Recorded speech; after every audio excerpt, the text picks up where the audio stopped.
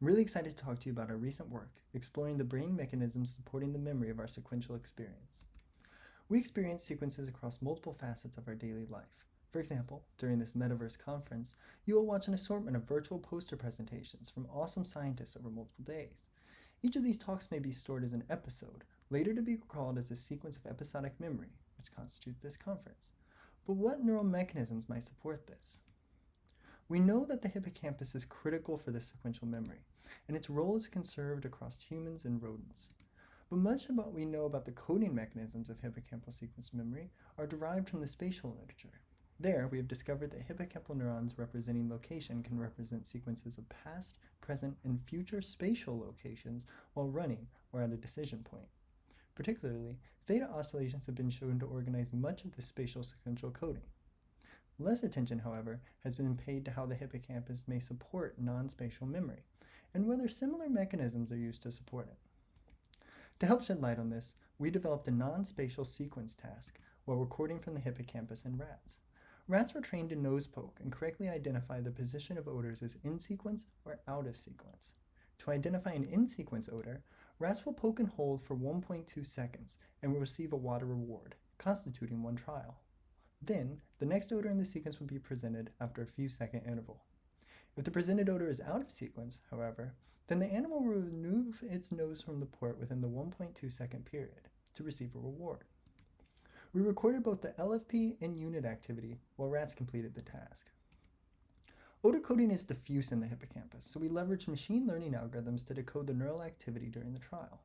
For example, when the animal is sampling odor C, using a convolutional neural network model trained on hippocampal activity, we found that the past, present, and future odor in the sequence are replayed, while only odor C is directly perceptible.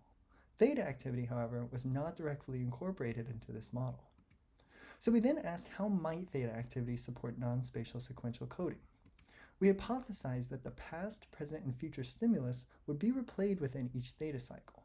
So we integrated unit firing rates and theta information into a multinomial logistic regression model, trained on the activity during the trough of the first theta cycle, and then decoded the rest of the cycle. We found that the past odor in the sequence was more strongly represented than the future in the descending phase of theta, whereas in the ascending phase, the future odor was more strongly represented than the past odor. I also trained regression models on each neuron individually and considered the maximum decoded odor for each phase of theta. There, we find a similar pattern to the ensemble decoding. Together, these results indicate that the past, present, and future odors can be represented into a single theta cycle.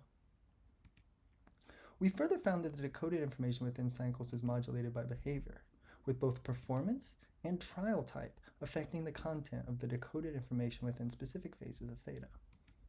Over multiple theta cycles, we hypothesized that the decoded information of our logistic model would advance in sequent content over cycles.